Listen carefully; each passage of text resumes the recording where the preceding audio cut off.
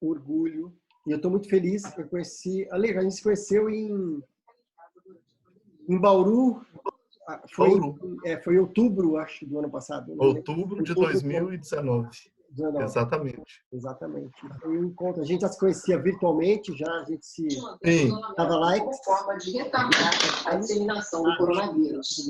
A recomendação vem sendo seguida por líderes da maioria dos países. Vou deixar todo mundo livre.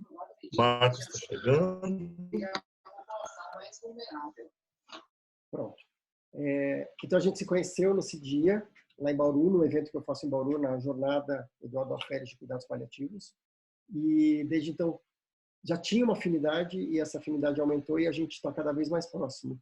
E, para quem não conhece o Alexandre, eu vou fazer uma apresentação formal aqui. O Ale, ele é graduado em enfermagem pela Universidade Federal de Alfenas.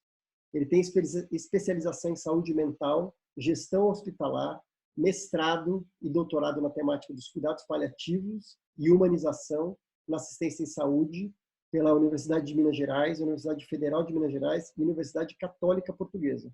Atualmente, ele é professor adjunto da Universidade Federal de São João del Rei, nos cursos de enfermagem e medicina.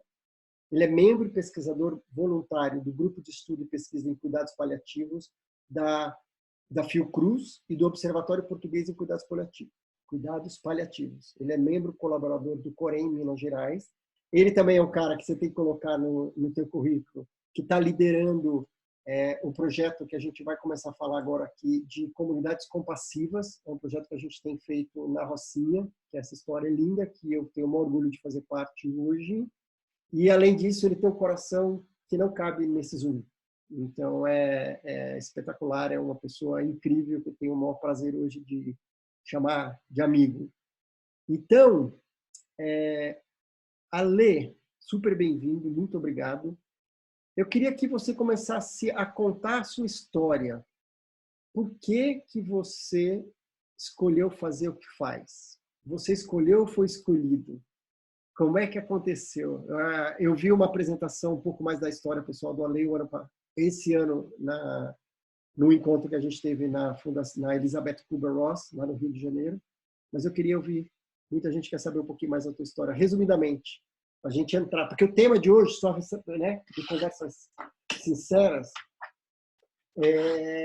deixa eu ver aqui, porque eu tenho um monte de nome na cabeça, o coronavírus e a população vulnerada nas comunidades do Brasil. Essa é uma outra coisa que eu quero que você explique, Ale. Vulnerada, que a gente não está acostumado, a gente está acostumado com a palavra vulneráveis e não vulnerada. Então, eu queria que você contasse essa tua história e falasse um pouco sobre a comunidade vulnerada. Seja bem-vindo. Você está no mudo.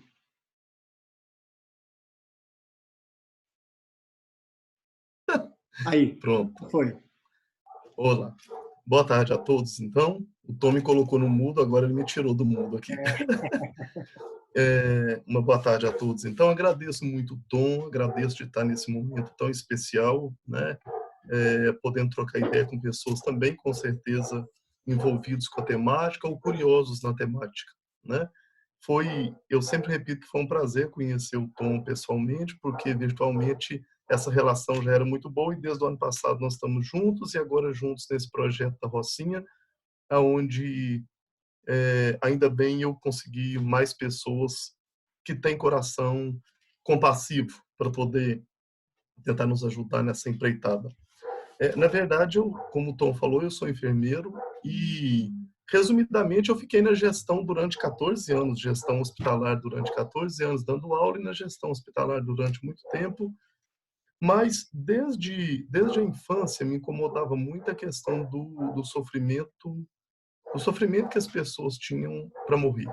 E como eu venho de uma família que é de zona rural, no interior de Minas Gerais, inclusive, me incomodava muito o quanto as pessoas sofriam diante a morte e, ao mesmo tempo, quando chegavam os velórios, o quão alegre era o compartilhar a presença de outras pessoas num momento tão frágil. Então, isso me deixava, desde a infância, muito instigado, que, ao mesmo tempo que era um momento muito, muito frágil, muito sofrido para as famílias, durante aquele momento em que as pessoas se reuniam depois que o corpo chegava no velório, especialmente na zona rural, aquilo se tornava festa, aquilo se tornava um grande encontro. Então a morte para mim começou a fazer uma revelação de, ao mesmo tempo que muito sofrimento, ela permitia encontros que anteriormente não eram possíveis. E eu tenho guardado em mente assim o som do martelo batendo para fazer os caixões e de aí por diante, né? E isso sempre me instigou e fui. Eu não cresci, porque eu sou pequenininho, mas eu fiquei adulto e fui para enfermagem, fui para gestão, fui fazer uma pós de saúde mental, porque justamente isso me intrigava muito, a questão da saúde mental das pessoas diante do sofrimento. E logo em seguida, que eu fiquei 14 anos em gestão, teve um concurso na UFSJ, aqui no campus de Divinópolis, em Minas Gerais. Eu resolvi fazer o concurso e entrei para a UFSJ, e lá eu comecei a me dedicar àquilo que eu sempre queria trabalhar, só cuidados paliativos, né? Eu sou de um departamento que é de enfermagem fundamental e hoje eu ministro. Tanto na enfermagem quanto na medicina, eu trabalho nessa linha de pesquisa, meu mestrado e doutorado foi nessa linha, foi cuidados paliativos, né? Resumidamente. E o que é que me fez incomodar pelas populações vulneradas?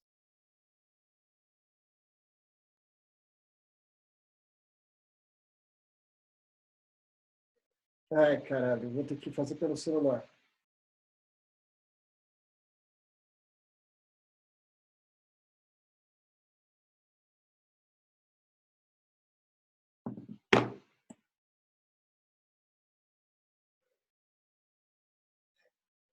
Voltou.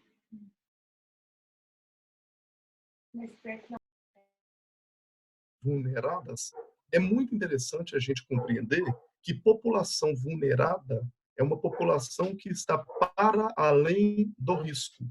É uma população que está muito exposta e está na situação de risco diretamente. Então, nós temos vários grupos que fazem parte das populações vulneradas. Vulneráveis somos todos. Vulneradas nós temos a população em condição de rua, nós temos a população LGBTQ+, especificamente em situação de rua, nós temos os moradores de comunidades, de favelas, e por aí nós temos vários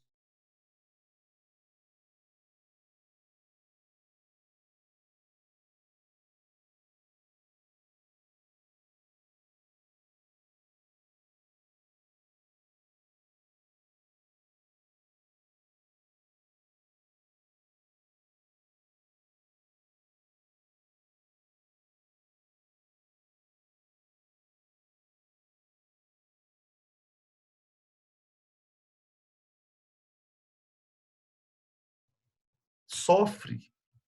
E as pessoas que não têm essas condições mínimas de serem cuidados? Eu falei, gente, eu quero descobrir como que as pessoas desses locais morrem. E não é o ato de morrer, como eles passam pelo processo da morte, como eles passam por esse processo da morte e morrer. E aí eu comecei a estudar e comecei a participar dessas questões em comunidades. E isso sempre me instigou muito, que eu sempre fui frequentador de comunidades por questões de projetos sociais. E quase sempre nas comunidades do Rio de Janeiro, onde eu acredito que a questão cultural me instigava muito, mas eu via também muito sofrimento por ver determinadas regiões dentro da própria comunidade de muita pobreza e de muito sofrimento. Então eu falei, eu quero estudar aqui. Então eu comecei, fiquei durante um bom tempo acompanhando as pessoas no Vidigal, onde eu apropriei de um recurso para me conhecer mais a questão de como funcionava, como é o funcionamento de um aglomerado subnormal, e depois me incomodei mais de tentar descobrir isso na maior favela do Brasil, que é a comunidade da Rocinha. E comecei a participar e caminhar junto às pessoas que sofrem nessas condições, nessas comunidades, e isso me encantou. Eu acho que a primeira coisa que a gente tem que ter quando trabalha com algo é o encantamento. Então, isso é o início. Eu vou deixar o Tom falar Eu não sei se está dando problema na câmera dele. Eu vou deixar o Tom falar um pouco para ele conduzir a conversa para a gente ver o que ele tem a dizer. Tom? Oi, estou aqui. Na verdade, eu caí, acabou a força aqui em casa. Então, caiu, eu achei que todo mundo tinha caído, ainda bem que ninguém caiu.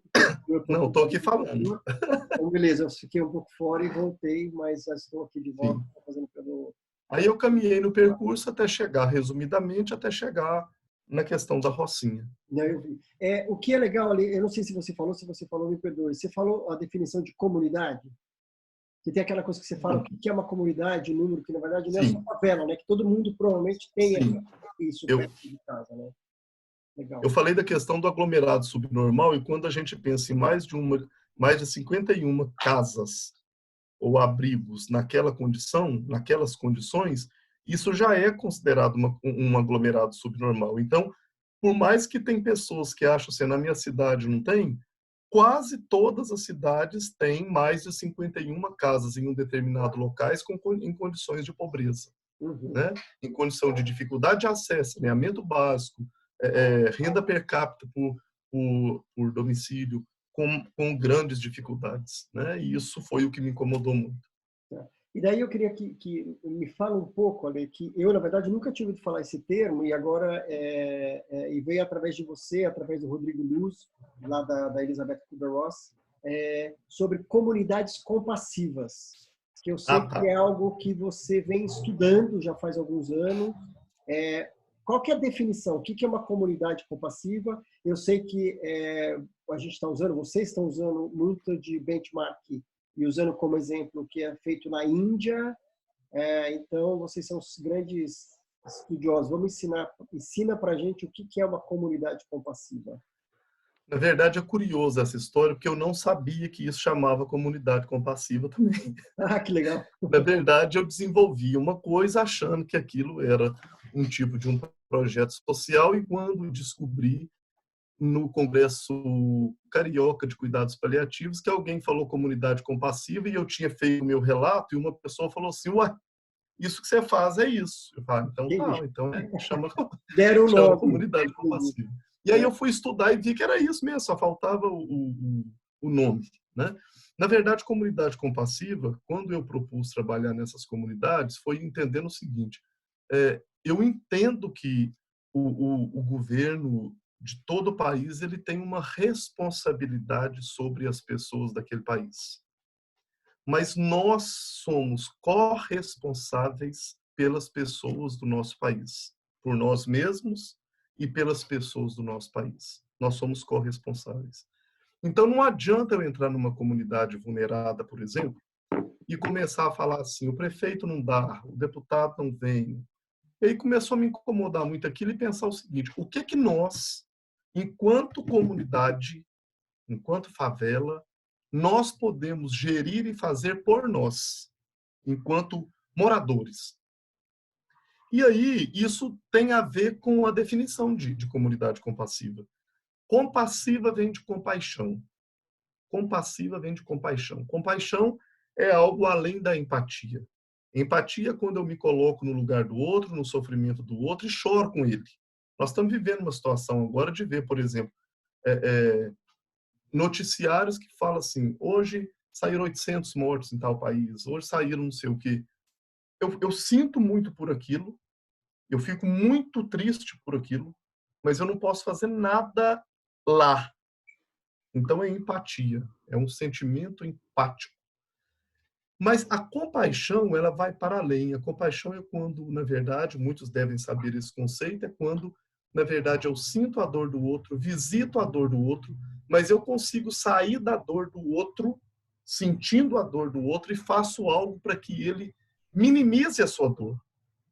Então, quando a gente pensa em comunidade compassiva, a gente tem que pensar numa comunidade, num grupo, que este grupo que está naquela situação possa fazer por ele. Ou seja, eu estou num grupo, eu tenho sofrimento de estar nesse grupo, aqui falta água para lavar as mãos, aqui falta sabonete, aqui falta comida, aqui falta emprego. Ok, isso é obrigação de alguém também mais do que eu. mas eu sou corresponsável. Então, o que eu, enquanto comunidade, posso fazer pela própria comunidade, ao invés de deitar e chorar pelo meu vizinho que não tem água para lavar a mão?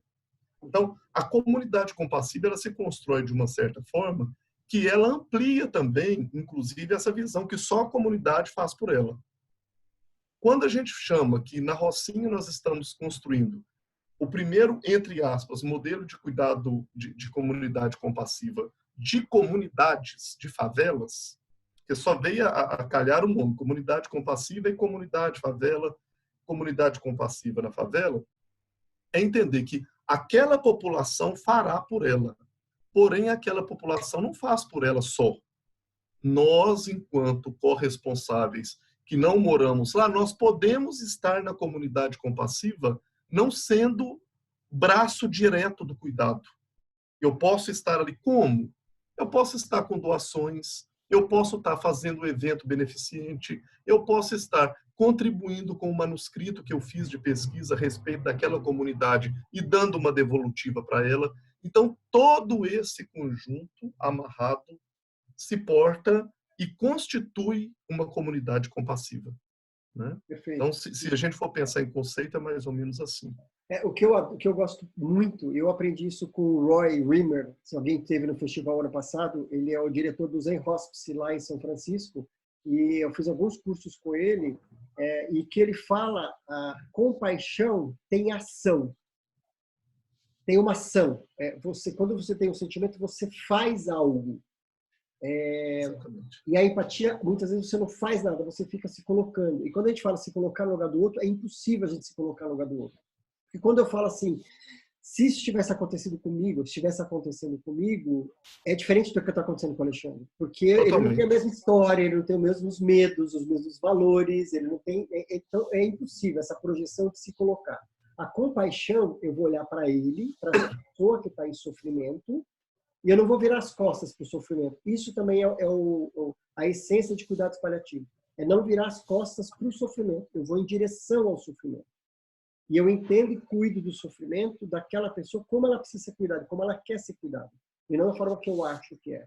Então, uma coisa que me encantou demais nesse projeto das comunidades compassivas, já vou mostrar uma foto lá da Rocinha que a gente teve, foi assim, de chegar, porque é um bando de pessoas que sabem tudo, né? O nosso grupo estudou, viajou e sabe, fala e tudo mais.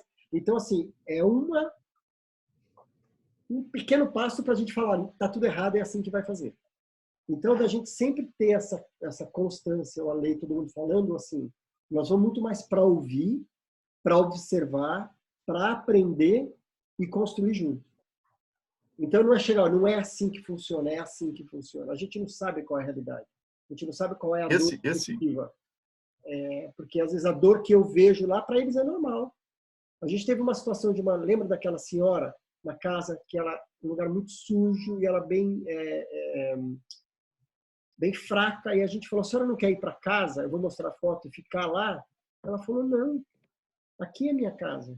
Então, para a gente, aquilo, como uma pessoa pode... Ela viveu a vida inteira. Para ela, é um conforto estar naquele lugar. Por mais que para a gente não exista conforto nenhum, tem um conforto emocional. Tipo, isso aqui é meu. É aqui que eu fico. E para a gente vamos tirar. E a gente falou, tá bom, como a gente vai melhorar aqui o teu lugar, o teu espaço?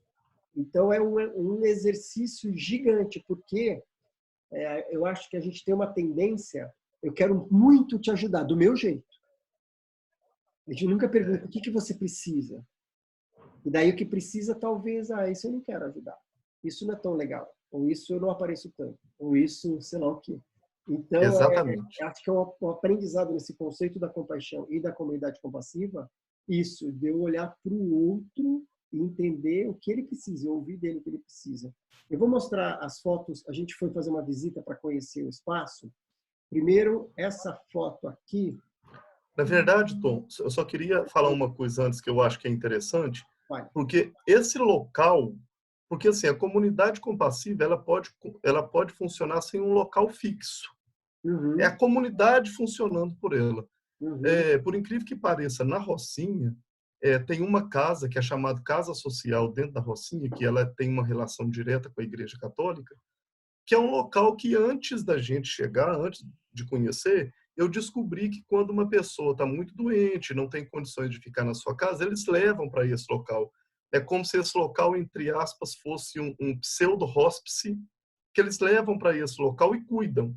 Ou seja, ninguém está inventando nada na comunidade compassiva. As pessoas já fazem alguma coisa. A gente entra para poder dar subsídio dela continuar cuidando de uma forma mais coordenada, mais organizada. E aqui o Tom está mostrando justamente essa casa que já funciona, que é a casa social, de alguma forma ou de outra, já acolhe alguém. Uhum. Aqui eles levam as pessoas, tem uma cama, e, por exemplo, esse é o primeiro passo desse projeto que a gente está fazendo da comunidade compassiva, que é, bom, já tem essa casa, eles já conseguiram.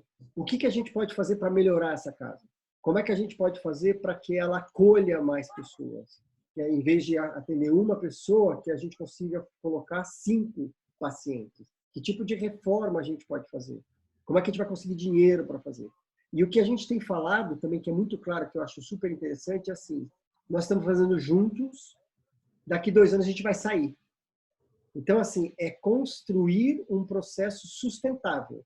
A gente vai ajudando, vai dando ferramentas, vai amarrando e vai falar, agora a gente vai para outro lugar. É uma coisa da comunidade, agora é com vocês. Como é que vocês fazem essa autogestão? Como é que esses contatos vão acontecendo? Exatamente. Então, aqui é a foto desse lugar, que agora a gente começa, que agora a gente deu uma parada por causa do corona, que a gente já vai entrar, mas de avaliando, a gente já está falando com o arquiteto, a gente está começando a fazer os projetos de gerar campanhas e tudo mais, para a gente gerar fundos, né, para ajudar. E aí também entra uma questão da compaixão, porque muitas vezes a gente fica naquela situação, mas eu não sei o que fazer, não posso fazer nada.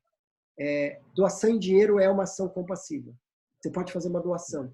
Às vezes a doação, isso o Roy fala muito. Ele tem até uma atividade que eu já fiz em alguns eventos, que é assim, eu vou fazendo uma fala para a pessoa vivenciar um sentimento de empatia. E daí, nessa mesma situação, eu vou induzindo para um sentimento de compaixão, que é ter ação. E quando o Ale falou assim, quando está acontecendo alguma coisa, eu não posso fazer nada, e eu sei que deve ter muitos profissionais de saúde aqui que devem estar passando, sempre passam por isso, falam assim, eu não vou conseguir dar conta de tudo. Então, como é que eu faço no final do dia para não entrar? Porque a empatia é um perigo para burnout. A compaixão, ela é mais segura. A compaixão, no final do dia, você pode fazer assim, eu não pude fazer nada por aquela pessoa que faleceu ou não sei o quê. Mas o que eu posso fazer agora é fazer uma oração. Ou eu posso desejar que aquela mãe ela consiga dormir. Eu posso desejar. Então você está criando também uma ação. Não é farinha mágica, mas é a intenção. Então eu trouxe para mim a intenção compassiva, a intenção de fazer. É tipo assim, o que me cabe neste momento é fazer isso. Então, mas isso que cabe eu estou fazendo alguma coisa, eu não estou parado. Então eu estou desejando. Então isso também é uma forma de se proteger. Então, é esse chamado, assim, dá sempre para fazer alguma coisa. E aqui tem essa outra foto, que é da gente daí explorando. Primeiro a gente fez uma reunião com a comunidade, né, numa quinta-feira na igreja, que essa foto que estão as cadeiras brancas embaixo, foi a primeira reunião que a gente fez desse grupo todo, aqui, no canto direito. Com os possíveis voluntários. Os possíveis voluntários. Que já fazem o trabalho e que vão continuar trabalhando. Aqui da direita, embaixo, é esse grupo que está começando a liderar esse projeto, que está o Ale, o Rodrigo Luz, a Ana Cláudia Quintana, como é que é o nome dela mesmo, da senhora lá? A Liana, a Dona Edileuza. A Dona Edileuza, que é da comunidade, a Liege, então esse pessoal que está liderando. Daí aqui as outras fotos somos dentro da comunidade, das reuniões que a gente fez dentro da casa, e a gente caminhando pelas ruelas para visitar os pacientes também. Então, a gente foi fazer visitas dos pacientes. Exatamente. E foram situações... Para mim, foi muito desafiador. Eu nunca tinha passado por isso.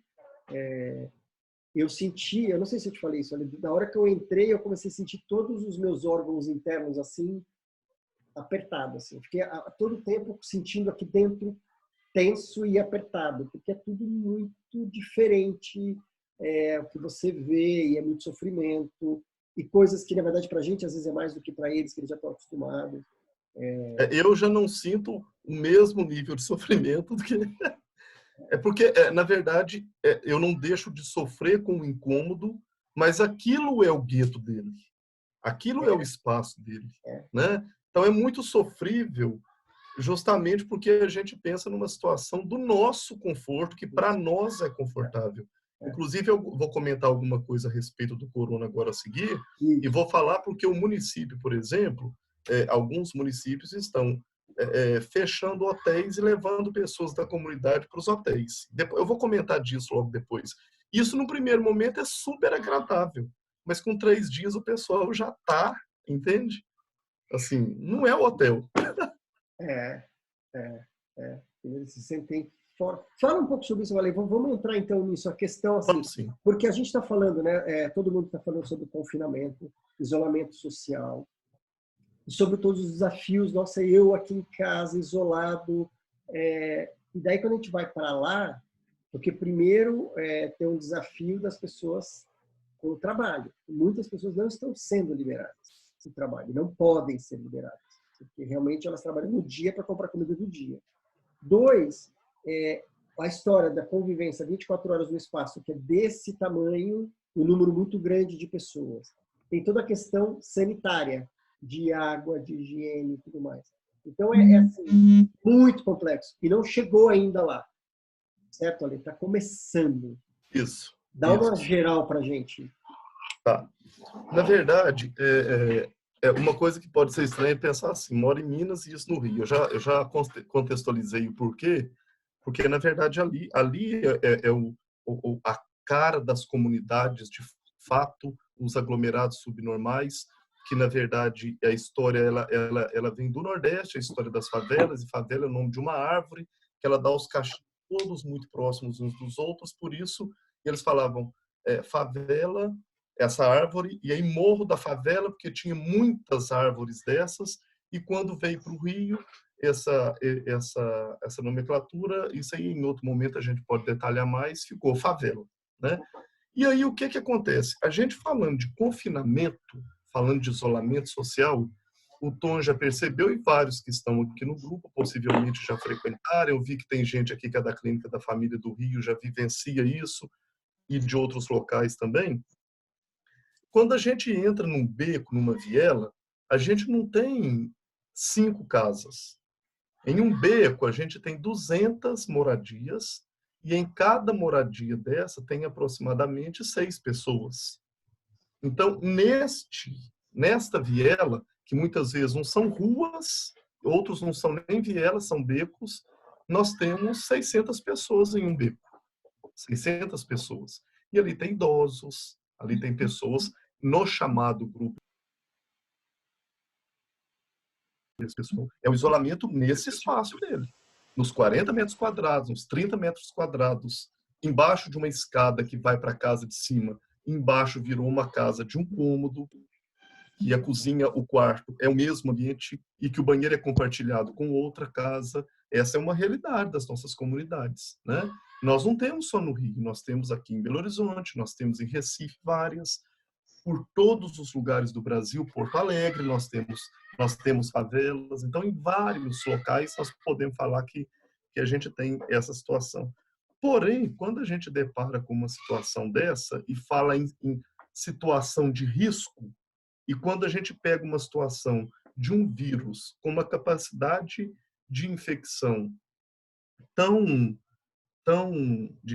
de tamanha facilidade, e que eu imagino um beco, imagino uma viela, a facilidade de contaminação desse local é muito grande, mais do que em qualquer outro local. Porque você fala, fica em casa, mas a pessoa, para ela sair de casa para comprar alimento e voltar, ela passa num espaço minúsculo, que ela lida com 1001 pessoas ao mesmo tempo, nesse mesmo beco, e que a maioria das pessoas que estão nos aglomerados subnormais são pessoas que trabalham, muitas das vezes, na informalidade, e quando não estão na informalidade, são trabalhadores de serviços que muitas das vezes eles não são dispensados. São pessoas que dependem de um salário mínimo para poder muitas vezes sustentar uma família de até 6 pessoas. Isso é a condição. E deparamos com uma outra situação muito grave, que é a falta de recursos básicos nas comunidades, como, por exemplo, eu não vou muito além, água. Água. As campanhas são lave as mãos lá e água. Aonde está a água? Álcool gel. Quando você pega um álcool gel, que um vidro desse tamanho é R$19,90, que álcool gel? Que álcool gel? Ah, você tem que separar o quarto do idoso. Não é um cômodo só para 5. Separar como? É uma toalha no meio? Então, aí teve que começar a estudar e pensar, mesmo nessa emergência que está para o mundo inteiro, uma emergência específica para aquelas pessoas daquela realidade. E é o que vem sido trabalhado, né? Eu posso falar de um exemplo que eu estou mais próximo, que, por exemplo, na cidade do Rio de Janeiro, e junto com o pessoal que está nas comunidades, que o meu contato direto é com quem é agente social da comunidade, não é nem o pessoal da saúde em si. Como que eles estão gerindo essa situação? Primeiro, essa situação de utilizar dos hotéis da cidade que estão desocupados, o pessoal não está viajando, de utilizar desses hotéis para pegar as pessoas com maior risco e levar para aquele local, está sendo um recurso maravilhoso. Porque são muitas pessoas em situações de riscos nessas comunidades. Porém, eu não acredito que a gente vá conseguir abrigar todos. Eu não acredito, eu acho um pouco difícil. O Sambódromo, por exemplo, mas já está bom. É uma questão, é uma situação de compaixão. É melhor do que chorar e falar assim, a favela está chorando, o povo está morrendo. Não, estão abrindo os hotéis, estão fazendo alguma coisa, né? Outra coisa, o Sambódromo. Eles estão utilizando o Sambódromo, já está em ação para as pessoas em situação de rua. Então, tem sido feito coisas para poder ampará-los. A questão da compaixão do povo brasileiro, eu acho que isso é uma coisa que, mesmo conhecendo outras realidades, nós somos diferenciados. O espírito compassivo, eu acredito que ele nasce de um DNA que já sofreu, de uma população que já passa dificuldade para sobreviver, nem só para viver, para sobreviver. Então, nós nos ajustamos, e eu tenho visto os movimentos dentro das comunidades que eu participo, dos grupos de WhatsApp, do Vidigal, da Rocinha, de todos os outros lugares, que o pessoal lá tem se organizado para isso. Um morador doando a metade do sabão para o outro. E as comunidades, quando a gente fala de comunidade compassiva, as pessoas de fora fazendo muitas doações. Eu tenho ficado muito feliz de ver a quantidade de doações de cestas básicas, de álcool, de material de higiene e limpeza, que muitas iniciativas têm vindo da própria comunidade. Então, quando a gente fala de comunidade compassiva e pensa no estereótipo de construção dela, não, ela já existe. Existem aprimoramentos, mas ela já existe. E a sensação de medo? Uma sensação de muito medo. Uma sensação de muito medo. Principalmente porque, acompanhando as pessoas em situação de vulnerabilidade, os vulnerados de fato, tem muitos idosos nas comunidades. Tem muitas pessoas, especialmente uma determinada região da Rocinha, onde eles, inclusive, abriram uma rua, que hoje é a Rua 4, é chamada Pulmão da Rocinha. É uma região que muitas pessoas tiveram tuberculose e ainda o índice de infestação em muitas comunidades pelo próprio recurso, ele ainda existem muitas pessoas ainda em tratamento hoje de tuberculose e se contaminando ainda com tuberculose. E isso é um fator de risco muito, muito importante para tal. Então, eu não deixo de gerar um medo de pensar que se isso se alastrar de determinada forma dentro de um local desse e as pessoas não tiver consciência do afastamento e do isolamento social, pode ser de fato uma tragédia. Em contrapartida, tem me alegrado, em meio à tristeza, de ver o movimento das pessoas da comunidade para se organizarem nesse sentido. Quando você pega uma entrada do Vidigal, uma entrada da Rocinha, às 3 horas, às 5 horas da tarde, vazia, completamente vazia, um local que moram tantas pessoas, tem movimento funcionando, tem um movimento local, né? Então, eu falo muito, viu, gente? Vou deixar vocês falarem. Você está aqui para isso. Ale, e como é que está o clima, assim, a emocional das pessoas? O que você tem ouvido, tem recebido? O que eles estão falando? Existe medo? Existe... Como é que tá? Está consciente exatamente do que está acontecendo? O medo da saúde, o medo do trabalho? Como é que você tem alguma informação sobre como é que estão Tem. Nos emocionalmente? grupos, sim, nos 2 grupos, né, principalmente das 2 comunidades que eu participo mais, eu posso resumir em palavras. O que eu tenho visto resumidamente? Medo, acesso ao serviço à saúde, que é um dos principais medos, não é nem tanto a contaminação, eu terei acesso aos serviços de saúde, essa é outra situação, mas o que eu tenho mais visto em meio a tudo isso, eu posso falar que é uma palavra que chama-se solidariedade. Eu tenho ficado impressionado de ver o movimento dos moradores para com os moradores. Eu tenho ficado impressionado, né? Então, eu acredito que é a palavra medo, e o principal medo nessa eu decomponho em medo ao acesso ao cuidado, quando ele precisar, e segundo é de fato a solidariedade. Eu percebo essas 2 coisas. A questão do serviço, dos empregos, eu percebo que isso é ventilado. Isso às vezes é ventilado. Mas como aquelas pessoas que são informais e dependem de ajuda e tem sido levantado campanhas para ajuda, tudo bem, eu vejo que eles estão mais confortáveis. Mas eu estou falando de 2 comunidades que estão na mídia do mundo. Especialmente a Rocinha, ela está na mídia do mundo. Isso não me preocupa tanto. Me preocupa é aquela comunidade vulnerada que não tem nome na mídia, que ela é esquecida, que ninguém vai aparecer por doar alguma coisa para esse local e que eles estão escondidos e estão muitas vezes esquecidos. E isso me incomoda muito. Eu estou falando de uma perspectiva no que eu vivo, que são essas comunidades onde a gente trabalha a questão da comunhão na comunidade compassiva, mas várias outras comunidades que eu conheço e já acompanho e conheço pessoas desses locais, eu vejo que, sim, é somente a comunidade fazendo pela comunidade. Como não tem holofote naquilo, muitos não estão ali. E aí a Central Única das Favelas, especificamente no Rio, faz um excelente trabalho, a Voz do Morro faz um excelente trabalho, ou seja, são iniciativas da própria comunidade, né? Entendi. E o que tem a lei de, por exemplo, o que eles podem contar hoje? Como é que é a estrutura de saúde na Rocinha e no Vidigal? Eu sei que tem algumas bases lá, unidades de saúde, mas que não atende todo mundo. O que está tendo de movimentação? Está sendo construído alguma coisa para atender esse povo, alguma coisa dessas, dos hospitais de campanha? O que está sendo feito lá, você sabe?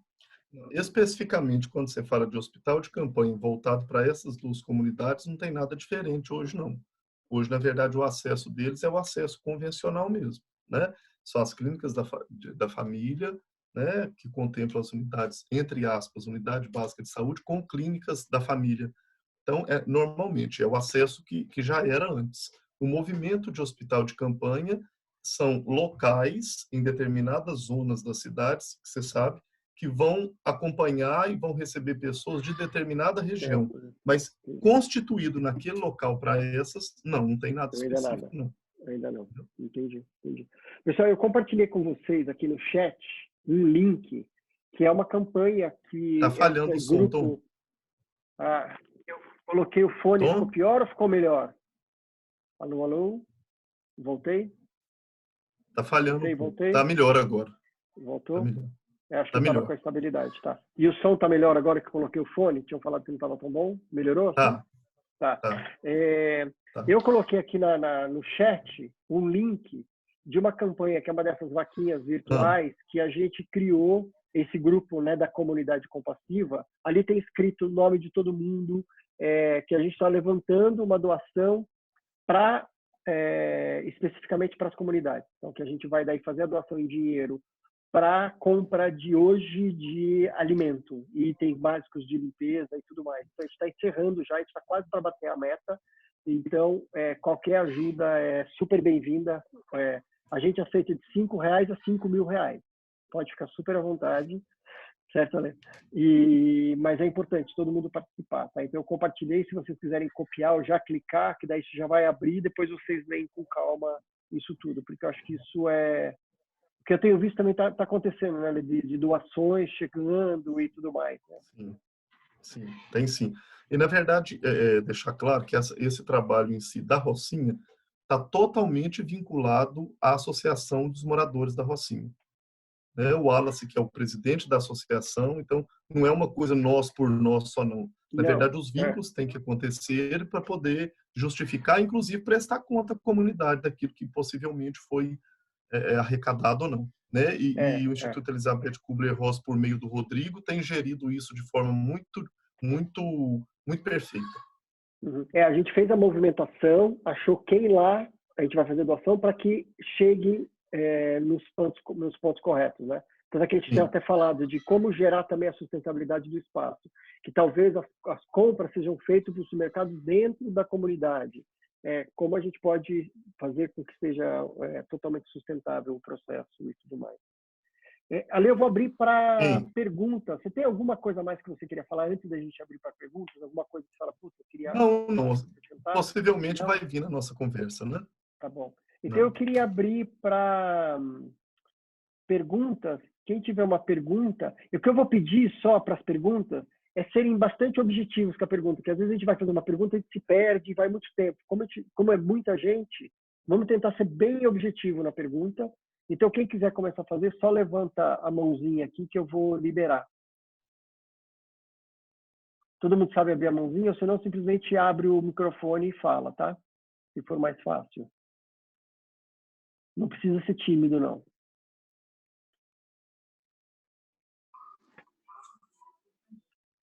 Alguém abriu, pode falar. Tom. Alô? Oi? Oi. Daiane, pode falar. Isso.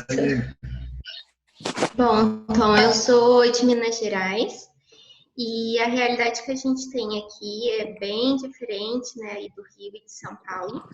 Só que quando eu entro em contato dentro do projeto social que eu atuo, mesmo não sendo uma realidade tão drástica, né, da nossa, a gente ainda passa por essa dificuldade, né, de olhar com os olhos, né, do nosso para a realidade deles e essa questão da ajuda, né, que a gente presta.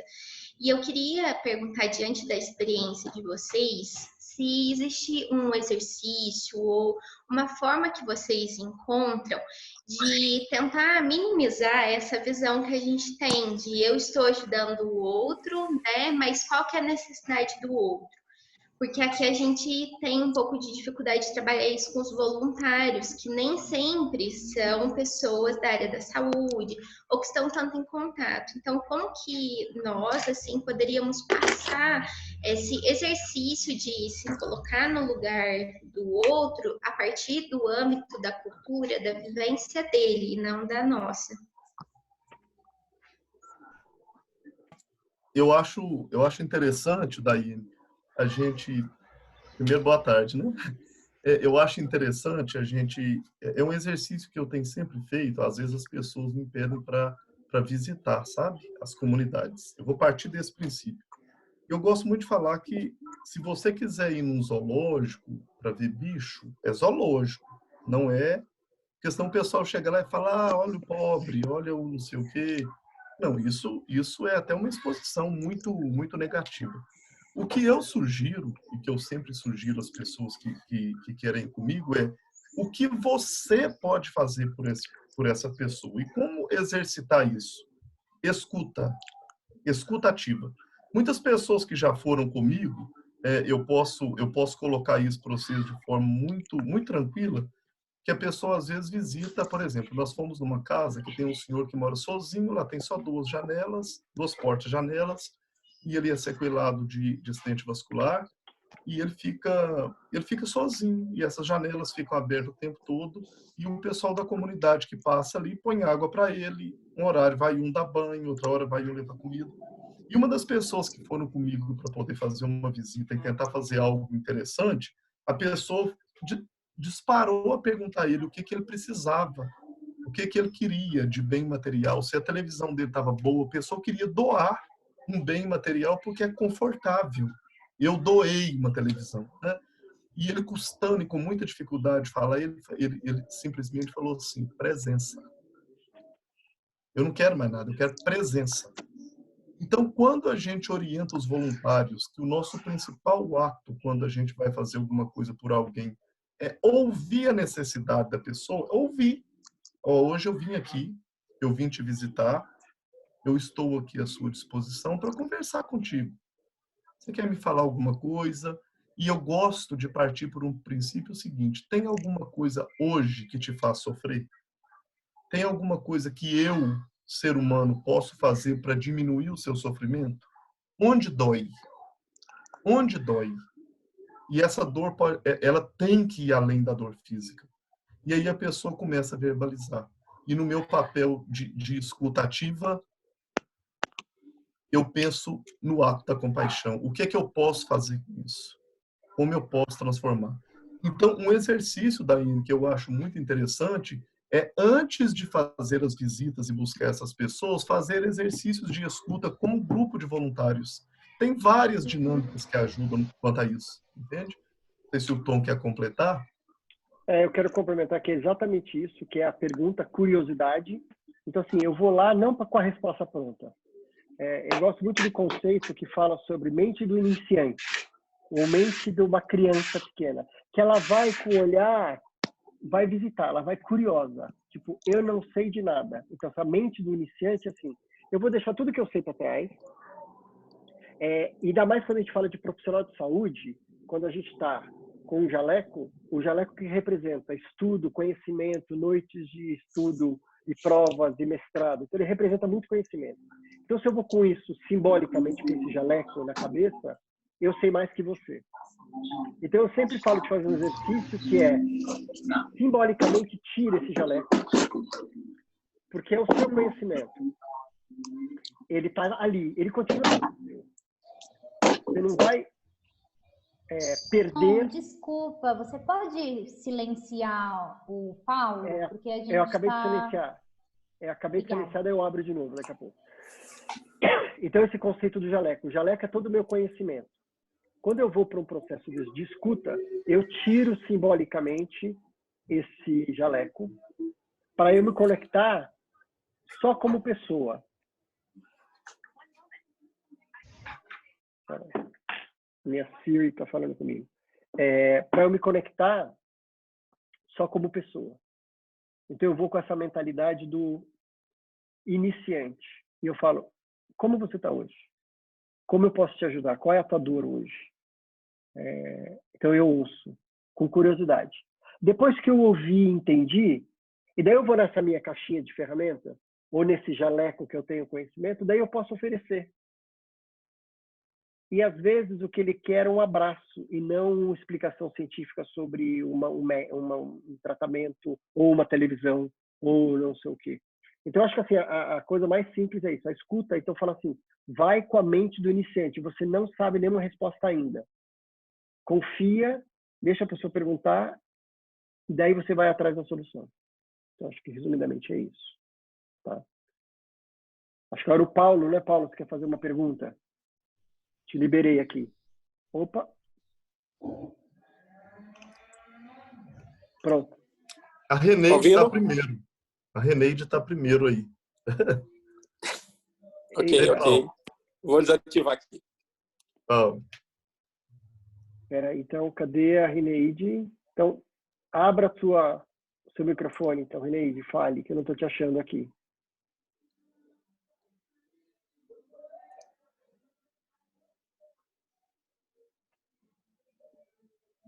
Cadê a Reneide? Você está ouvindo a gente, Reneide? Reneide. Abre o microfone. Tirei, abri o microfone dela, pronto. Reneide, você quer falar? Oi, Tom. Oi, Alexandre. Olá. É um prazer conversar com você, principalmente por ser enfermeiro. Eu também sou enfermeira. Que coisa boa. Trabalho na atenção primária e tenho muito contato também com essa população que você fala vulnerável. Achei super importante essa sua colocação. E pegando um gancho, o que o Tom falou, da gente ir com a mente aberta, uma das dificuldades é a família. Queria que você contasse um pouco da sua experiência, porque a gente também sabe que a população está vivendo mais, né? Tem a longevidade, eu tenho pacientes com quase 100 anos, e numa situação já de finitude, terminalidade, já cansado de viver, e a família não quer entender isso, né? Pacientes que têm uma certa dependência, ou sonda vesical, ou sonda nasogástrica, e que falam, estou cansado disso. E é muito difícil entrar nessa linha, né? Nessa atuação de já paliar, né? De falar para a família isso. Eu queria que você contasse um pouco essa tua experiência, que eu acho que é uma grande dificuldade também da família de escutar e de se abrir a esse processo. Sim. Obrigado, Reneide, é um prazer também. Eu acredito assim, as questões familiares são, na verdade, ela é inseparável, né? A pessoa e o binômio família, a pessoa é constituída de um cerco que ali é a sua família. E ali, quando a gente relata... Gente, licença que eu vou acender a luz, está muito, muito escuro. Hoje a gente não teve problema. Ontem a gente estava aqui, às 8h30, teve panelaço. Então hoje a gente vai ter. Quando a gente relata e fala acerca da família, é interessante a gente pensar que o binômio ele é inseparável, que ela é constituída na família, e eu percebo duas coisas na minha experiência. Primeiro, eu percebo que eles têm, as pessoas em comunidades vulneradas como um todo, e falando especificamente das favelas, eu percebo que eles têm por ter essa autoajuda, o conceito de família ele se expande muito. Por exemplo, nas comunidades onde eu convivo, eu percebo uma situação muito interessante que a maioria são pessoas de outros estados que mudaram para aquele estado. Eles mudaram de outro estado para ali e normalmente vieram para aquele estado a pessoa sozinha ou no máximo 3 pessoas e constituir a família ali. E eles não têm uma família grande, família consanguínea. Eles têm amigos, companheiros, e pessoas que eles conviveram e que moram ali 20, 50 anos próximos. Então, esse conceito de família, quando a gente ajunta e depara com uma situação dessa, eu começo a perceber que eles têm uma ajuda muito grande entre os outros moradores que se constituem a partir de ali, então, família. E quando a gente vai pensar num plano terapêutico, principalmente as pessoas em fase final de vida, com doenças avançadas, não tem como pensar no núcleo familiar consanguíneo só. Eu já fiz conferência familiar, por exemplo, em uma comunidade, em que teve que participar, em que eu tive que chamar para fazer uma conferência familiar os integrantes de uma pequena escola de samba daquele local.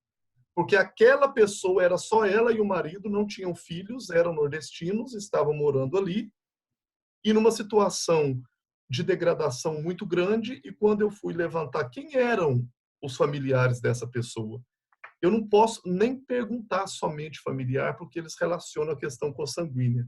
E quando eu falo, vocês participavam de algum grupo? Tem algum local onde vocês confraternizavam? E quando ela conta que ela era coordenadora da ala das baianas muito tempo, a sacada veio, a família é a escola de samba. E a partir daquele momento, a gente teve, por exemplo, um cuidado com essa senhora até o óbito, dos integrantes da escola cuidarem dela com almoço, com janta e do marido, com banho, durante mais de 4 meses. Mas nós, profissionais de saúde, temos que entender que a gente é ponte. Nós somos ponte.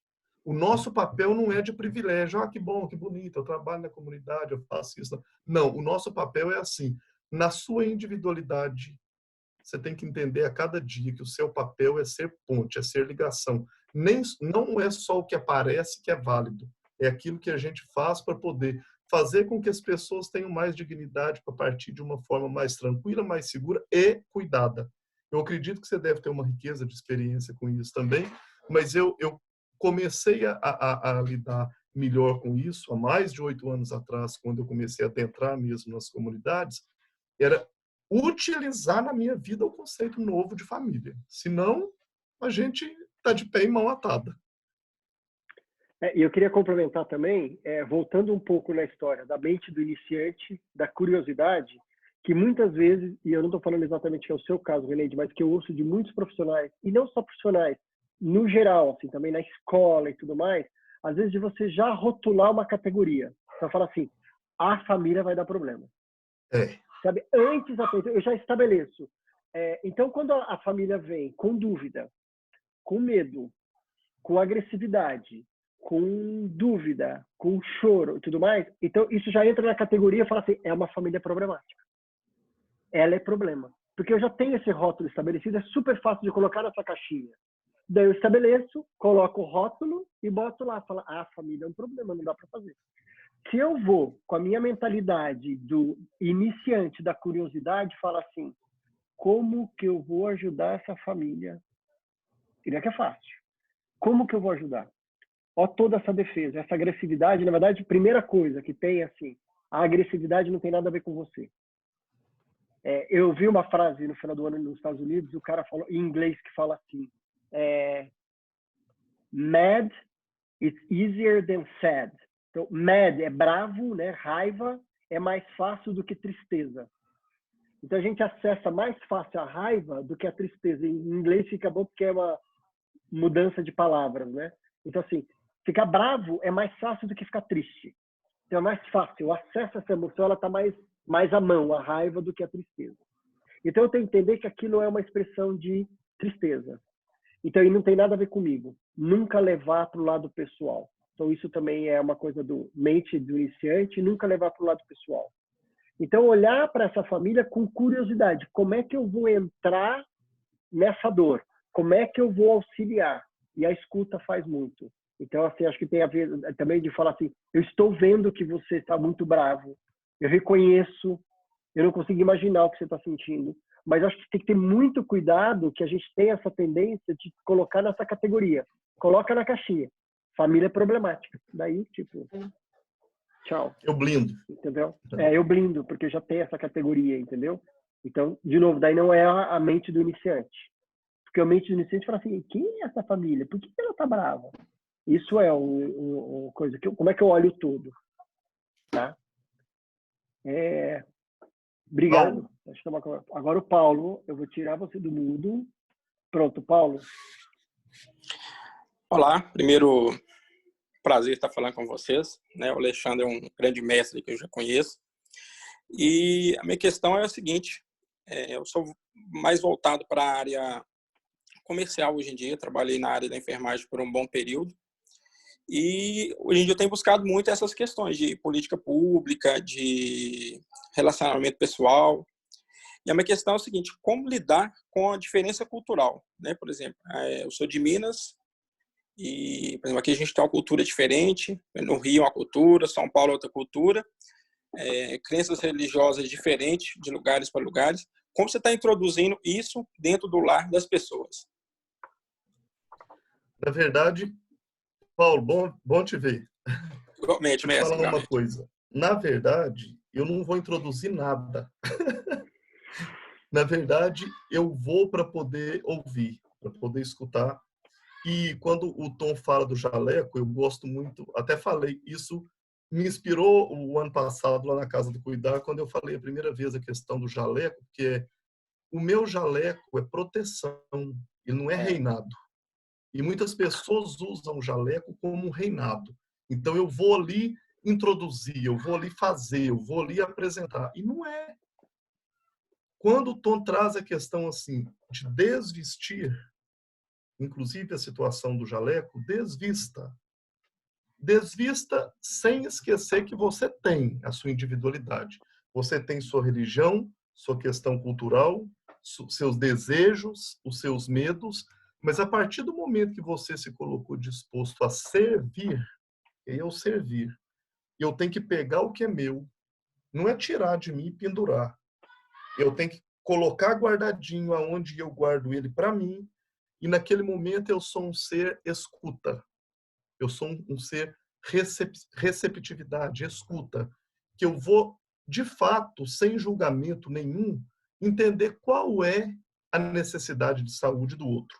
É claro, independente de ser em comunidades, em aglomerados subnormais, favelas ou não, cada lugar que a gente entra, a gente encontra diversas realidades. Eu já entrei em determinados locais e casas na atenção domiciliar em si, que a gente vê coisa que, assim, eu não acredito que eu estou vendo isso. Não, eu acredito que eu estou vendo que é a realidade dele. E o que eu, Alexandre, posso fazer para ele na realidade dele? Porque senão eu vou querer entrar e converter todo mundo que eu penso. Eu vou querer levar todo mundo a pensar aquilo que eu acho que é melhor, mas que para ele não é. É claro, eu também, muitas vezes, nós profissionais contemplamos uma determinada religião, cultura, não sei o quê, mas não é o meu papel ali naquele momento transformar uma realidade dele de vontade, de desejo, de crença, que é uma coisa que é de dentro para fora, porque o sagrado de cada um, ele não é instituído de fora para dentro. Ele é constituído de dentro para fora. Não é uma fala numa visita minha de falar com ele assim, pare de fumar. Porque se o cigarro for para ele um sagrado, eu tenho que ter um cuidado muito delicado de pisar naquilo que é sagrado para o outro. Você não sabe por que ele usa o cigarro. Você não sabe por que ele come doce. Então, eu tenho que ser de uma forma muito leve, de entrar na vida do outro de uma forma muito leve, para mim não massacrar o que é sagrado para ele. Eu vivi em saúde que foi fazer visita comigo, o paciente falou o seguinte, eu parei de comer doce, eu parei de tudo. Só no sábado à tarde que a fulana, que é a esposa dele, faz uma rosquinha, eu olho a glicose antes, controlo, como rosquinha, depois eu olho de novo e como, e tomo e controlo a insulina. E a pessoa que estava comigo falou assim com ele, só deu um tiro no pé, só está fazendo tudo errado. Só pode voltar a comer rosquinha todo dia. Cuidado. A única coisa que esse senhor tinha na vida, naquela comunidade, naquela casinha, ele tinha um problema na perna que não permitia ele subir o beco e ir na rua principal da comunidade. Ele guardava tudo corretamente todos os dias, mas no sábado à tarde. Até que ponto que eu tenho que falar com ele que ele deu tiro no pé? É sagrado para ele, não é meu. Então, a conversão às pessoas, às vezes, é um grande problema, né? Então, é um apanhado geral, Paulo. Tá? Perfeito. Obrigado. Eu acho que também, só complementando rapidamente, é também pensar assim, o quanto que a minha religião, as minhas crenças e tudo mais estão a serviço disso. Não estão. De novo, é a mente curiosa. Que eu quero saber de você, não importa, eu estou aqui para te servir, não o que eu tenho, os meus conceitos. E tem uma questão do julgamento. A gente julga. Nós somos seres julgadores. Eu vou olhar por causa da religião, por causa da cor, por causa da riqueza ou da pobreza, por causa da roupa, eu vou julgar. Nós somos seres julgadores. É automático. O que eu posso fazer é reconhecer o meu julgamento e falar, eu julgando porque esse cara tem esta religião. Olha, eu julgando. Para aqui, toma agora e cala a boca. Dá um passo para trás, não fala nada. Leva o seu julgamento para casa. Trabalha ele. Porque também não adianta falar assim, eu não julgo. Mentira, eu julgo. A gente julga, a gente é cheio de preconceitos. O que está na nossa capacidade é ter capacidade de olhar, reconhecer, porque tem todo o preconceito institucionalizado que está em mim, em relação a religiões, tudo que é diferente eu posso julgar. Então, reconhecer e falar, tá aqui, controla isso. Como é que eu vou trabalhar isso em casa? Como é que eu vou trabalhar isso depois? Mas não colocar serviço. Porque não tenho como eu vou pregar nada. Eu acho que isso é super importante também. Agora, eu queria só salientar uma coisa também que eu acho muito rica, que o pessoal da atenção domiciliar, enquanto serviços de saúde no Brasil, o pessoal da atenção primária à saúde, né, principalmente a estratégia de saúde da família, das clínicas da família e dos serviços de atenção domiciliar, dos SADs, dos PADs, fazem e têm desenvolvido um trabalho muito bonito, de adentrar naquilo que é santuário do outro, de literalmente tirar o jaleco e sentir de fato a saúde, não por demanda que vai até onde ele está, mas de buscar reconhecer aquilo que está do outro lado. Acho que nós temos crescido e ganhado e aprendido muito isso no Brasil. Muito bom, Paulo. Obrigado por ter trazido isso. Gabriel, você está com a mão levantada? Você quer fazer uma pergunta? Te liberei aqui. Vocês estão me ouvindo? Estamos. Tô sim. Bem, boa noite, gente. Tá baixinho, Fala, viu, Gabriel? fala um pouquinho mais alto, Baixo? por favor. Fala um pouquinho mais alto. Melhorou agora? Melhorou. Boa noite, gente. Meu nome é Gabriel. Eu sou do Rio de Janeiro, mais especificamente aqui da Zona Oeste. E aqui nas comunidades ao entorno eu tenho o costume de desenvolver algumas ações sociais. Eu também sou estudante de enfermagem, estou no último ano. E a minha pergunta mais voltada para o Alexandre é se realmente o projeto em si ele tem uma abertura para os alunos de graduação ou se é uma coisa mais específica de atuar em conjunto com a atenção básica do local. Realmente a título de conhecer para tentar participar ou estimular outras pessoas a participarem. Legal, Gabriel. Na verdade, Gabriel, quando a gente trabalha a comunidade compassiva, ela não tem, primeiro que ela não tem dono. Isso é uma coisa importantíssima. Não tem dono. O projeto, Alexandre, não é um projeto de um grupo que vai crescendo e vai juntando e vai trabalhando em determinado ponto daquele local. Na verdade, ele contempla e ele pode, sem dúvida nenhuma, receber pessoas, inclusive que não são da área de saúde, para poder ajudar a constituir naquele local uma comunidade compassiva. A Zona Oeste do Rio de Janeiro é um local onde a gente sabe que tem adscrito nessa região toda muitas comunidades, né? O que a gente tem disposto é de fazer a possibilidade de constituição da comunidade compassiva inicialmente de forma modelo na Rocinha, para a gente poder fazer uma situação que o Rodrigo Lu sempre repete, que é a gente manualizar como a gente desenvolveu nesse local, para que a gente possa, a partir da manualização, dispor, inclusive, para as pessoas poderem constituir isso em outros locais. Isso não impede de constituir em outros locais desde já. Mas, assim, você como estudante, o pessoal da UFRJ está com a gente, vai ter um grupo, inclusive sendo voluntariado em atendimento pela Casa do Cuidar, pelo Instituto Elizabeth Kubler-Ross, pela Fiocruz e pela UFRJ, nos ajudando voluntariamente quando a gente for iniciar agora os atendimentos. Nada impede de agregar mais pessoas depois de constituído, e este grupo e essa escola, durante esses 2 anos, segurar a onda de constituir, de capacitar os cuidadores, de ajudar as pessoas desse local a desenvolverem depois o projeto sozinho. Esse é o sentido. Nós estamos juntos, com 2 anos nós saímos e vocês constituem. Então, você é um grande candidato na sua região, independente disso, ser um constituidor de uma comunidade compassiva. Muitas pessoas, Gabriel, me perguntam assim, qual a receita? Você vai na unidade básica de saúde? Não, a comunidade compassiva, ela não tem uma ligação diretamente a um poder público instituído. Ela é um grupo voluntário da própria comunidade, primeiro, gerir ela mesma e que ela vai agregando. Por exemplo, hoje faz parte do grupo nosso a médica que é uma das coordenadoras do PAD na cidade do Rio de Janeiro como voluntária desse grupo, mas não é o PAD, não é a clínica da família, é ela a pessoa, entende? E que esse grupo, a partir do momento que ele vai agregando, por exemplo, pode entrar o dono do supermercado que fica na entrada da comunidade, que ele quer ajudar e quer constituir comunidade compassiva com o que ele pode oferecer, entende? Então, a partir disso, a gente pode fazer movimentos que não têm receita. No Vidigal, uma coisa, na Rocinha, outra coisa, na Chatuba é totalmente diferente, na Praça Seca, no São João Evangelista, vai ser outra coisa, em Minas vai ser diferente, em Porto Alegre, outra coisa, porque ela tem que partir do local, da necessidade do local. E a característica é que a comunidade compassiva trabalha com pessoas que têm condições ou doenças que ameaçam a continuidade da vida, porque senão foge o cuidado paliativo em si, né? Dispõe.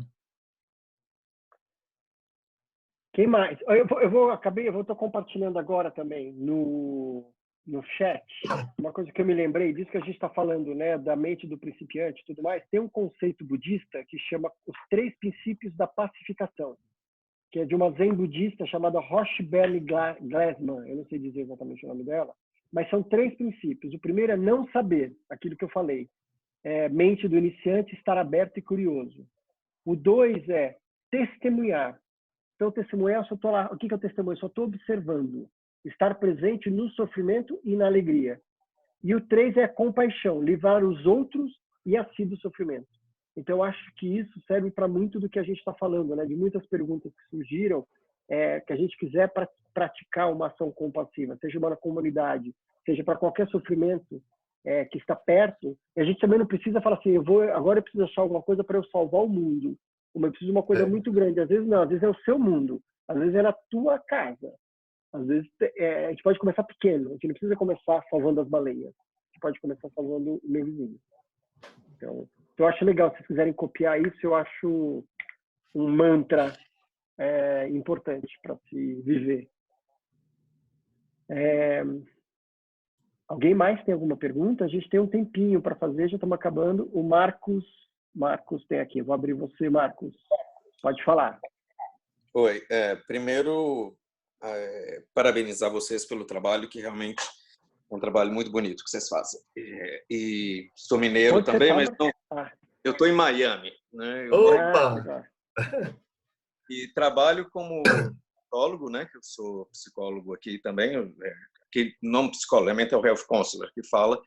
E 90% dos pacientes que eu vejo são pacientes em luto, né? Então eu estou muito nessa busca dessas informações para o que a gente vai vir a ver, né? Nós estamos esperando aqui um número muito grande de falecimentos. E 2 pontos que eu acho muito interessante que você falou, que vai no nosso trabalho, como que a gente vai adentrar, né, com essas pessoas. Primeiro, já não achar que estão no sofrimento profundo porque alguém morreu. A gente tem que saber primeiro o que é a história, né? Escutar. O saber, eu como psicólogo, uma coisa que eu sempre aprendi foi vamos saber escutar, né? E eu só levantei a mãozinha para poder agradecer, porque realmente foi excelente, fiz algumas anotações aqui fantásticas.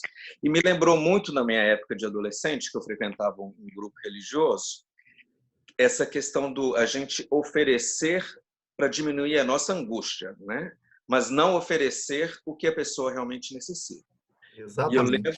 E eu lembro muito de eu frequentava um grupo que tinha uma creche gigantesca, construíram um prédio gigantesco para botar de menino, né? Para pegar menino de rua, para poder fazer isso.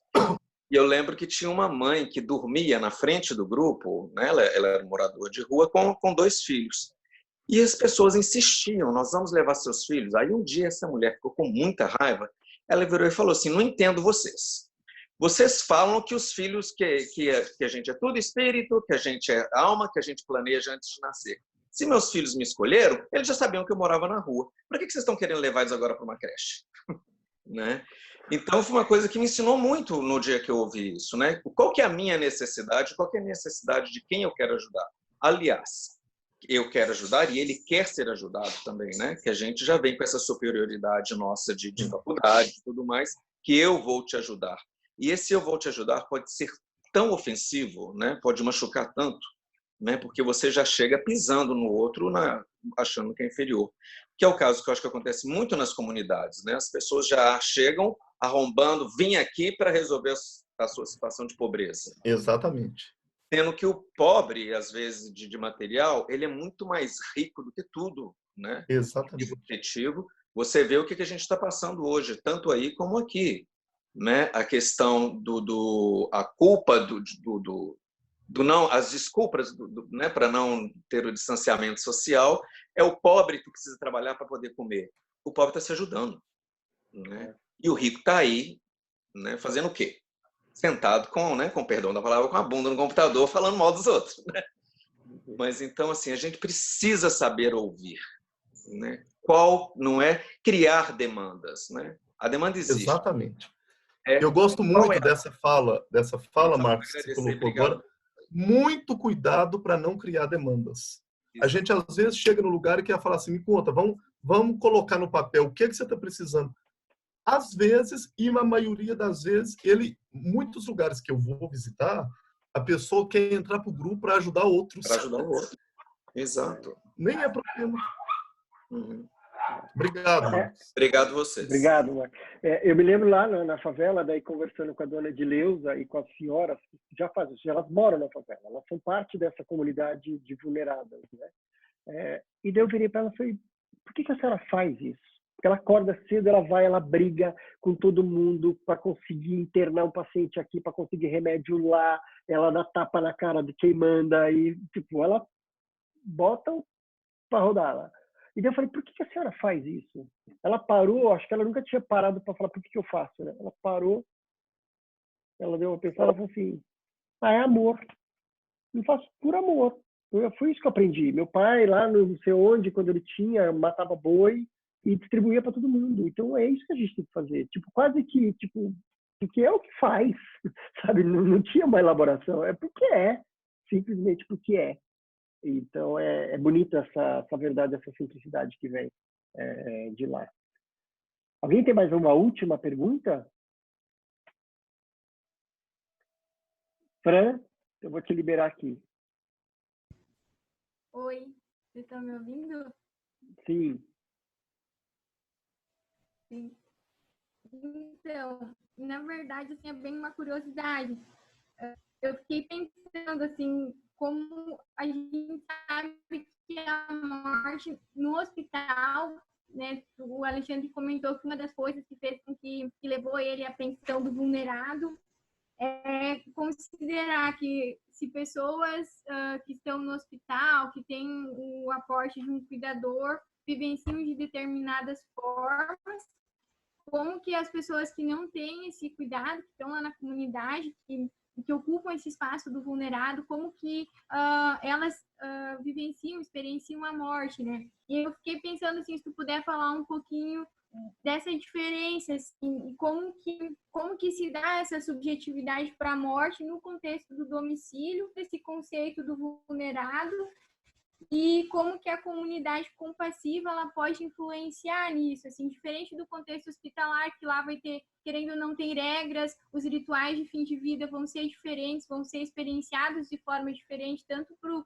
sujeito adoecido como para os familiares, como que essa comunidade ela também se articula, como que eles vivem isso, assim, como que eles vivem esse momento final da vida. Se puder falar assim só um pouquinho sobre isso, eu agradeço. Obrigada.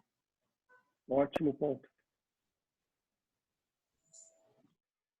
Você ficou Obrigado, Francesco. Eu abri aqui o microfone. Eu acho ótima a sua pergunta. É uma colocação que eu tenho que fazer que é muito interessante, que hoje não tem nada de maravilhoso quanto a isso. Eu vejo um problema grave na questão dos enlutados e especificamente em determinadas regiões de algumas comunidades que eu frequento, a situação é tão difícil porque, por exemplo, conforme o local que a pessoa mora, não tem acessibilidade. Não tem acessibilidade, por exemplo, de tirar o corpo, levar a pessoa para uma rua principal e subir, por exemplo, um SAMU, um resgate, para levar a pessoa para uma funerária para preparar o corpo e trazer para o velório. Isso não é comum. Isso muitas vezes é difícil. Às vezes, muitas das vezes, eu já deparei com realidades, isso é pesado que eu vou falar, em que a sala da casa da pessoa é túmulo de alguém que morreu ali. Isso é muito pesado.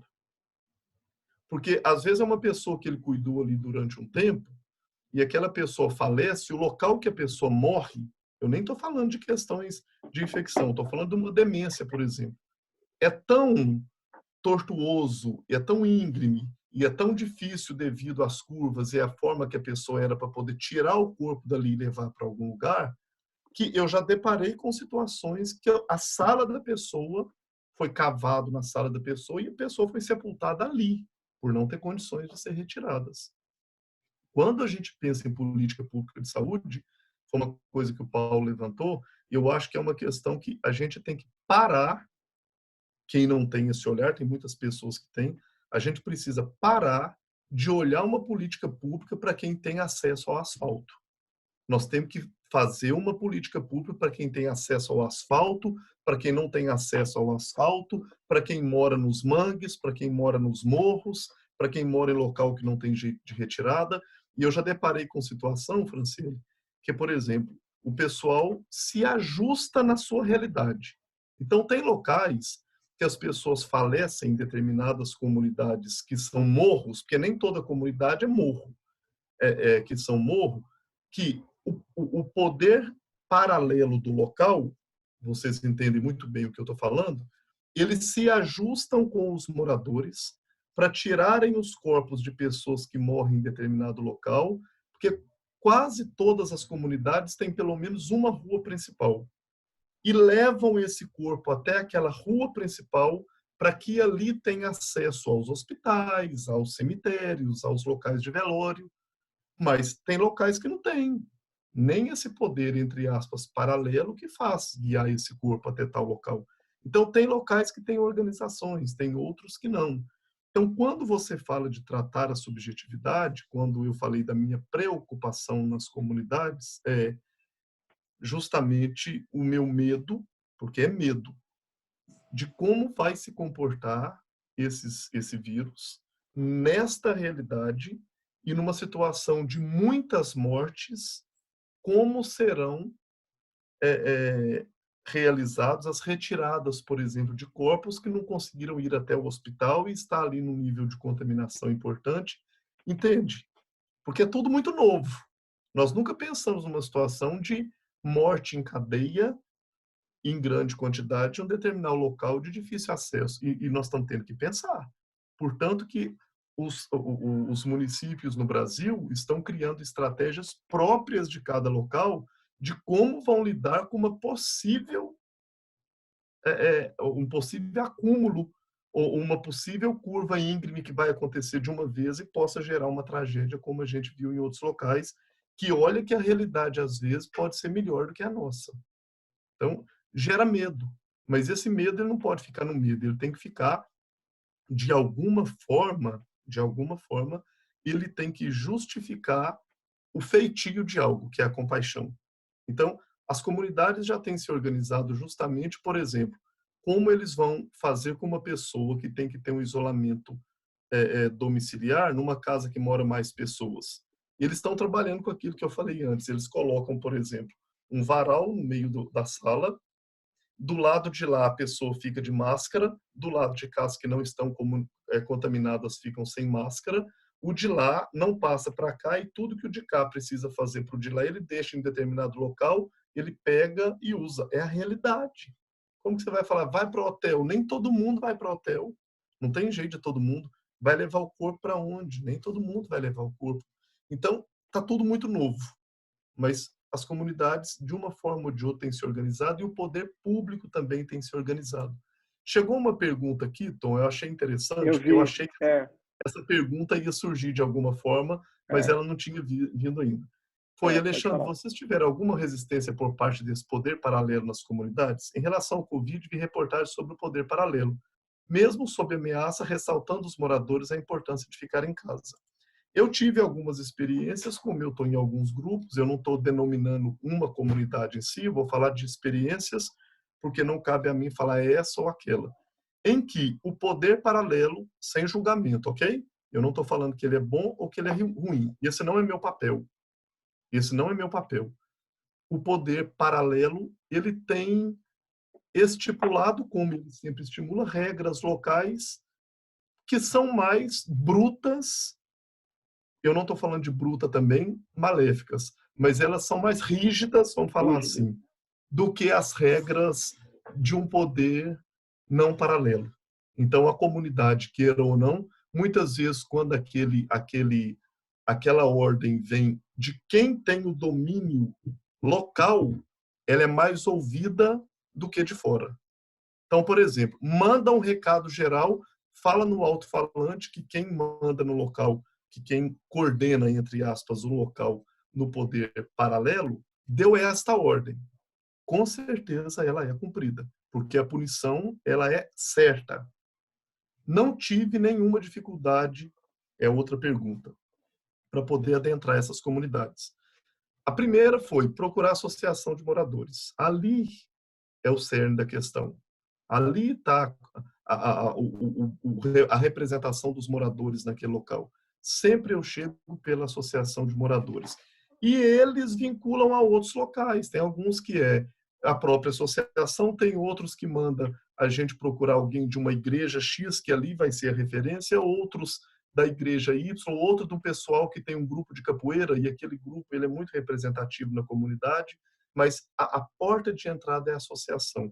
E a associação faz toda essa articulação legal, formal, não formal e paralela. Aí já não é comigo. Entende? Ótimo. Bom, encerramos. Acho que foi espetacular. É até assunto para 10 dias, né? Então, a gente poderia fazer o Sarau Infinito 15 dias só conversando sobre isso com você, Lê. Então, super, muito obrigado mesmo. Foi incrível. Pessoal, obrigado a todos estarem aqui. A gente continua com os eventos. Então, amanhã à noite tem um jantar, que daí é um grupo pequeno, daí vai ser no máximo 10 pessoas, que daí é uma conversa mais íntima que vai acontecer. Na quinta-feira tem a conversa sincera também, que a gente vai falar com a Gisela Disse e com a Valéria Tinoco sobre luto e sobre os rituais, que a gente não vai ter, a gente está perdendo a importância dos rituais. Na sexta-feira tem outra conversa aberta que eu vou abrir, sem um tema específico, eu vou abrir a sala para a gente conversar nessas temáticas.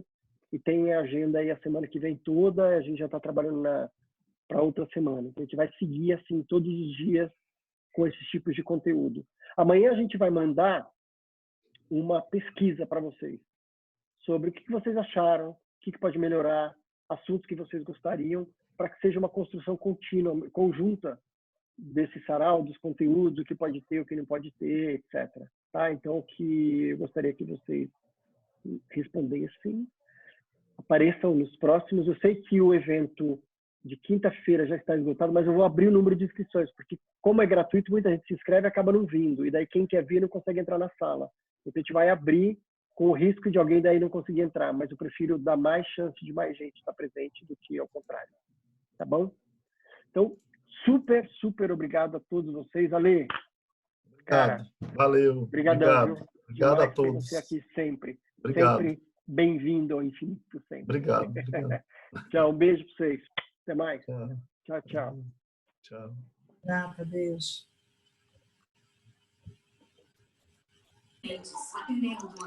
Valeu, um abraço, até mais.